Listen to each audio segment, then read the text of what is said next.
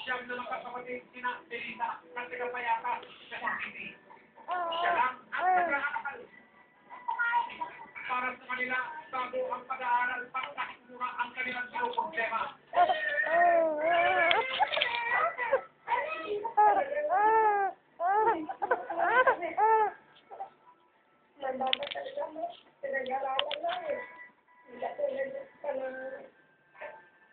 Meron sila yung hindi ka to naging atapos, natalo.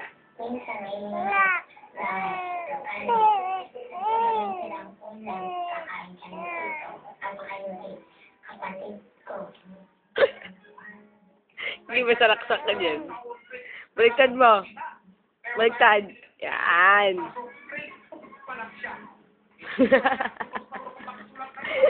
Baliktad mo.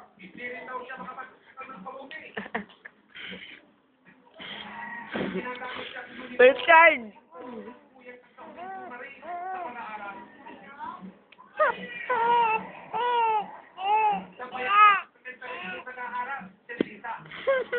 Periodical test nila nung araw na sinamaan namin siya sa eskwela.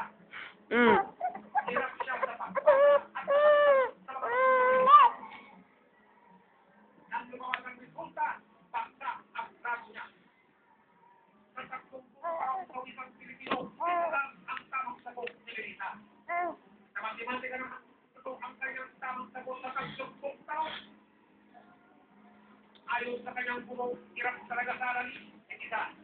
Ang problema ko sa kanya, yung pagkasali niya ng pagbabasa. Kasi hindi niya pa galing na po hanggang sa ngayon mag-recognize ng letters.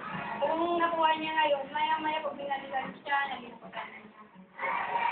Hindi pa siya marunong magbasa, nagkakaroon ng kredito sa Lisa. Ayon sa guro, kapag hindi pa malamang balik-grade pa rin siya sa susunod sa masuman. Talagay ko, kailangan niya ba na isang taon ko sa marunong siya. Kaya hindi ko lang naiyak sa kanya.